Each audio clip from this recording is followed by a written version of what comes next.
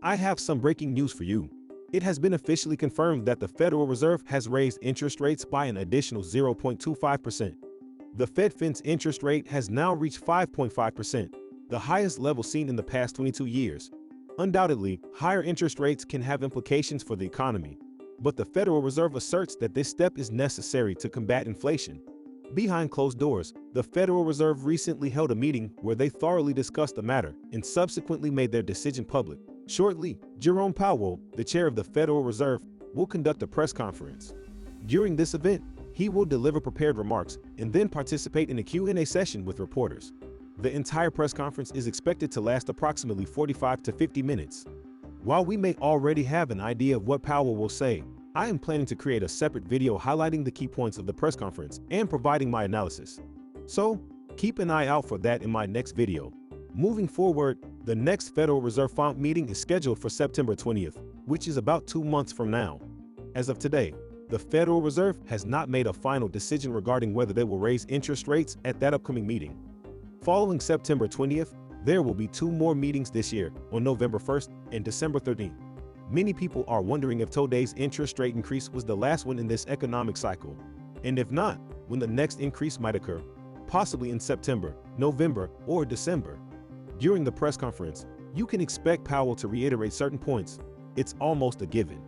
He will emphasize that the Federal Reserve has not reached a final decision yet, and reporters will likely ask this question multiple times. Powell will consistently give the same answer, indicating that no decision has been made, and they will be making their judgments on a meeting-by-meeting basis, remaining data-dependent.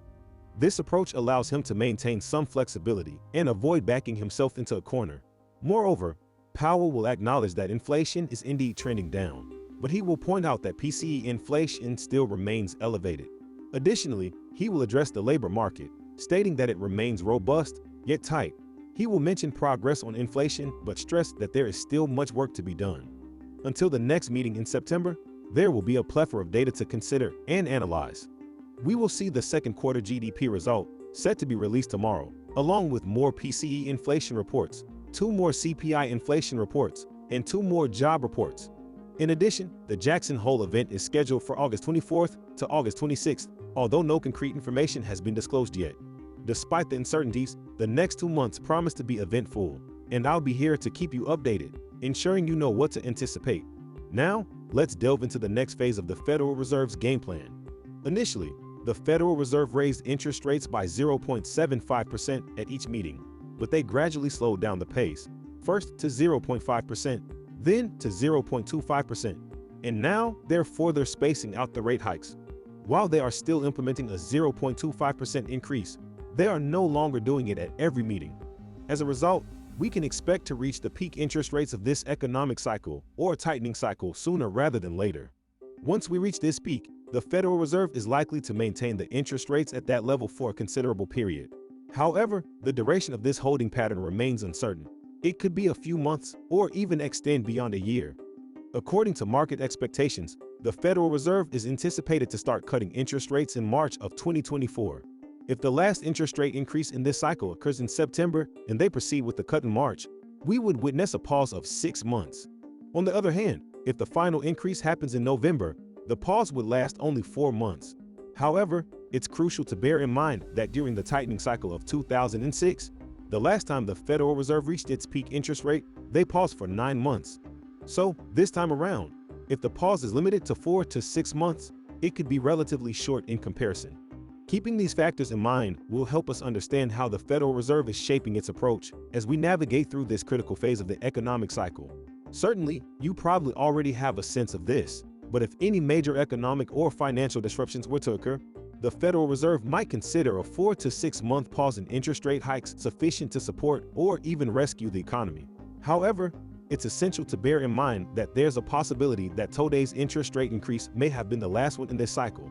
If the Federal Reserve proceeds with interest rate cuts in March, that would lead to an 8-month pause. The question remains, will interest rates go higher? It's a complex question to answer, given the divided opinions within the Federal Reserve. Some members, known as the hawks, advocate for continuing interest rate hikes, fearing a repeat of the inflation surge experienced in the 1970s. During that time, inflation initially subsided but then resurged, making it much more challenging and painful to control the second time around. In contrast, the doves argue against further rate increases, aiming to avoid unnecessary harm to the economy. There are also centrists who hold positions between the hawks and the doves, and they emphasize the need for higher interest rates to address inflation concerns. However, they also acknowledge the potential negative impact of prolonged higher rates on the economy. In summary, the debate over interest rate policy within the Federal Reserve is a nuanced one, involving considerations of economic history, inflation fears, and the delicate balancing act between economic growth and controlling inflation. However, the hawks see these interest rate increases as necessary for achieving the best long-term outcome. On the other side, the doves argue that the rate hikes are too aggressive and could cause undue harm to the labor market and overall economy. The doves point out that much of the inflation witnessed in the past 2 years is attributable to supply chain disruptions rather than excessive demand. In between these two groups, you have the centrists, with Jerome Powell, the chair of the Federal Reserve, being one of them. Powell aims to find a balance that appeases both the hawks and the doves. While he is raising interest rates, pleasing the hawks, he is doing so at a slower pace, which satisfies the doves. I want to emphasize the importance of managing your expectations during this process, as it is likely to take a considerable amount of time. Currently, we cannot definitively determine if we've reached the peak interest rate or not. It could be now, in September, or possibly in November. After reaching the peak, interest rates are not expected to change for a prolonged period, possibly lasting 4 to 9 months. When they do start cutting rates, it will likely be done in small increments, possibly as low as 0.25. However, during this period of higher interest rates, the economy may face challenges. The president of the Federal Reserve Bank of Atlanta, Raphael Bostic, has acknowledged that the current policy is in restrictive territory, and signs of a slowing economy have been observed. This raises the big question: will the economy fall into recession, or perhaps experience a deeper one? I would appreciate hearing your thoughts on this matter in the comments section. According to Bloomberg's survey of economists conducted in July, 58% of them believe that a recession is likely, while 24% anticipate a soft landing and 18% expect a hard landing. As you can see, there is a wide range of uncertainties and varying opinions among experts. Now, I want to highlight a crucial aspect. The Federal Reserve has set its target to bring inflation down to 2%. Achieving this goal, however, will come at a significant cost to the economy. The Fed aims to reach this target by the year 2025 without causing a spike in unemployment or a recession. However, if it proves too challenging, the Fed might have to reconsider its stance and settle for 3% inflation.